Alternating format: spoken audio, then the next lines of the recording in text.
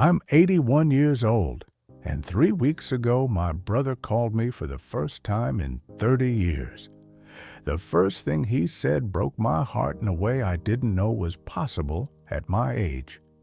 He said, "Michael, I need to tell you something before one of us dies.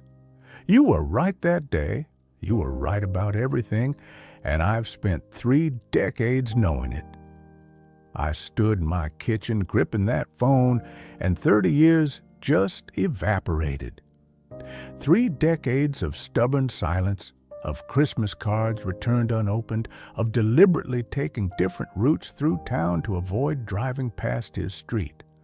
All of it gone. Over words that didn't matter. Let me tell you about the most dangerous lie ever told. The lie that time heals everything, that there's always tomorrow to fix what's broken. I'm 81 years old, and I just discovered that pride isn't strength. Pride is a thief that stole half my life. My name is Michael Harrison. I taught high school mathematics for 41 years, married my college sweetheart Margaret in 1965, raised 3 children who all found good jobs and married decent people. By every standard, I lived a successful life, except for one thing. I threw away my only brother over a stupid argument about our father's will. Dad died on March 18, 1993.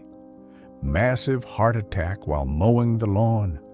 The man who taught us everything we knew about being decent human beings was gone in an instant. His will was simple. Left the house to Tommy and me, 50-50. The hardware store went to Tommy since he'd been working there with Dad since high school. I got Dad's life insurance policy. Everything else we were supposed to divide. The house was worth maybe $80,000. Nothing spectacular, just a solid 3-bedroom ranch where we'd grown up, where Dad taught us to ride bikes in the driveway, where Mom used to call us in for dinner from the back porch, where we'd carved our initials in the oak tree out back, dreaming about the men we'd become. Tommy wanted to sell immediately, split the cash, and move on. "It's just a house, Mike," he said. I wanted to keep it in the family. I couldn't stand the thought of strangers in Dad's workshop, painting over the pencil marks on the kitchen door frame where he'd measured our height every year on our birthdays. Those marks were our history, proof that we'd existed there together as brothers. What started as a reasonable disagreement turned ugly fast. Tommy called me sentimental and impractical. I told him he was greedy and disrespectful. The breaking point came during what we now remember as the shouting match. 2 grown men in their 50s screaming like children. Tommy accused me of thinking I was better than him. I accused him of only caring about money. That's when he said the words that ended our relationship for 30 years. "You know what, Michael? You can have the whole damn house. But don't pretend this is about family. This is about you needing to control everything. You were Dad's favorite, and you know it. You had to go to college while I worked for pennies. So keep your precious house. But I'm done pretending we're brothers." He walked out, left me standing there feeling like I'd been punched in the chest by the only person who shared my childhood memories. I told myself he was wrong, that he'd cool off and apologize. Instead, I got a letter from his lawyer 2 months later. He was giving up his claim to the house entirely. But pride is peculiar. Instead of swallowing mine and driving to his house, I doubled down. I convinced myself he should make the first move since he'd stormed out. For 30 years, I told myself these stories. Margaret tried to intervene. "Michael," she'd say, "he's your only brother." But I was stubborn. "He knows where I live," I'd tell her. For all those years, he lived exactly 12 minutes from my house. 12 minutes. I'd sometimes see his truck at the grocery store and feel my heart racing, wondering if I'd run into him, but I never did.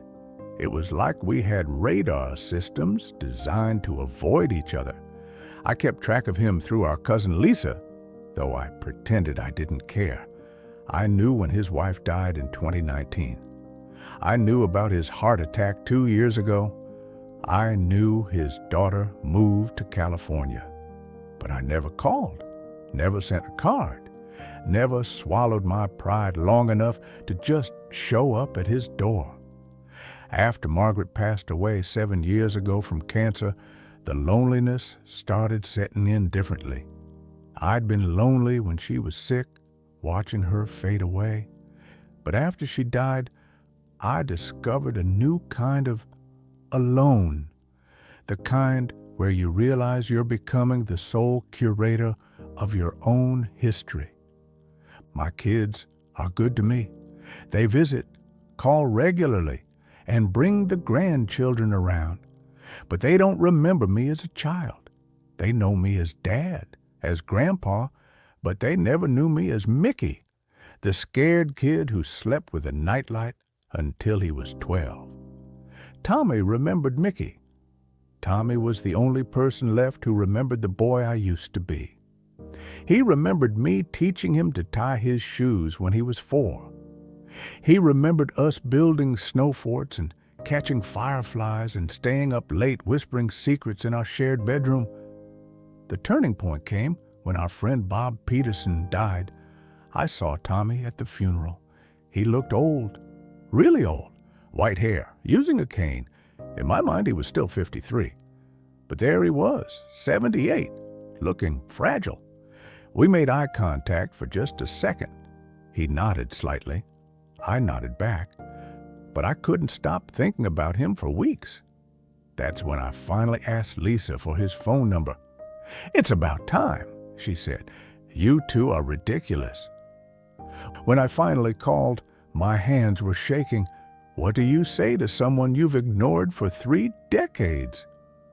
As it turned out, I didn't have to figure it out.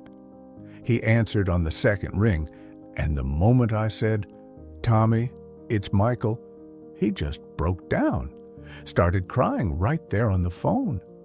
"I've been waiting for this call for 30 years, he said. "I thought you hated me." "I thought you hated me," I said, and I was crying too. That's when he told me, "You were right about everything, and I've spent 3 decades knowing it. The house should have stayed in the family. I was angry about feeling like the screw-up brother, and I took it out on you." We talked for 2 hours on that first call. We both apologized 50 times, and we made plans to meet for coffee. I barely slept that night. I kept wondering what he'd look like up close, whether we'd have anything to talk about. The moment I saw him walking across the parking lot, 30 years just disappeared. Same gait, even with the cane, same crooked smile he'd had since he chipped his tooth at age 5. We sat in that diner for 6 hours. We talked about our kids, our health problems, and the friends we'd lost. We laughed about stupid things we'd done as children. We complained about how different the world had become. And slowly, carefully, we talked about the fight. Really talked about it. Tommy told me he'd been carrying guilt for 30 years, not about what he'd said, but how he'd said it. "I was so angry that day," he said. "Not really about the house, about everything, about feeling like I never measured up. It wasn't fair to take that out on you." I told him about my guilt too, about how maybe I had been controlling, how maybe I had taken Dad's approval for granted. "We were both idiots," I said finally. "Epic idiots," he agreed, and we both started laughing. That's when I understood something that made me sick. I'd missed 30 years of this. 30 years of someone who knew me before I became who I am now. Someone who remembered when I was afraid of spiders and couldn't sleep during thunderstorms. Tommy was my witness. He was the keeper of my origin story, the only person left who could tell my children what their father was like as a scared little boy practicing multiplication tables at the kitchen table. And I'd thrown that away over a stupid argument that we could have resolved in an afternoon if we'd both been less proud.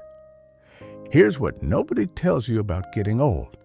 It's not the physical decline that's the hardest part, though that's difficult enough. Your joints ache, your memory fades, you need help with simple things like opening jars. But the real cruelty of aging is watching your witnesses disappear.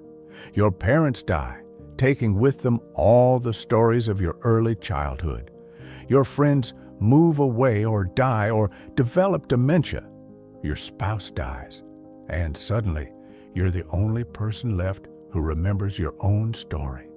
You become a library of one, holding decades of memories that matter to no one else on earth. I had a brother who remembered my story. For 30 years, he was 12 minutes away, and I let my pride keep us apart. Now Tommy and I see each other twice a week. Every Tuesday and Friday, we meet at the diner. We're making up for lost time, though we know we can't really make up for 30 years. Last week, he brought something that almost made me cry right there in the restaurant. A shoebox full of birthday cards, 30 birthday cards, one for each year we didn't speak. He'd bought one every year and written a message inside, hoping someday he'd have the courage to mail it or deliver it in person. I kept thinking this would be the year, he said, looking embarrassed. This would be the year one of us would finally pick up the phone. I told him about my shoebox, Christmas gifts I'd bought for him over the years but never gave, a nice wallet in 1998, a book about Iowa history in 2003, a bottle of bourbon for his 70th birthday that I still have sitting in my closet, 30 years of love stored in cardboard boxes because we were both too proud to pick up the phone. The math is heartbreaking. If we're lucky, we might have 5 more years together, 5 to 10 years to compensate for the 30 we lost. But we're the fortunate ones. We both lived long enough to fix it. Margaret used to say something that I didn't understand when she was alive. Michael, being right and being alone aren't the same thing as being happy. I thought she was just trying to get me to back down from arguments. I didn't realize she was trying to save me from the biggest mistake of my life. I spent too many years thinking that winning arguments was the same as winning at life. Now I know that all those principles I thought I was defending meant nothing compared to having my brother back. I'm 81 years old. I buried my parents, my wife, and most of my friends. But 3 weeks ago, I got my brother back. And for the first time in 30 years, I feel like I might actually understand what it means to be alive. So let me ask you something. Who are you not talking to right now because you're waiting for them to make the first move? Who do you miss, but you're too proud to tell them? I'm not talking about toxic people or abusive relationships. I'm talking about the stupid fights, the misunderstandings, the times when pride got in the way of love. Stop waiting for the perfect moment. Stop calculating who owes whom an apology. Because when you're old and sitting in a quiet house, you won't remember who was right in those arguments. You'll only remember who you loved and who you let slip away because your pride was more important than your heart. Don't wait 30 years to learn what I just learned. Don't wait until you're running out of time to understand that the people who matter are worth more than being right. They're worth more than your pride. Make the call today. Say the words you've been too proud to say. Time doesn't pause for stubborn old men who think they have forever to fix what's broken. If this story helped you realize something about your own life. Maybe you could share it with someone who needs to hear it. Or better yet, share it with the person you need to call. Life's too short and too precious to love people in silence while pride keeps you apart.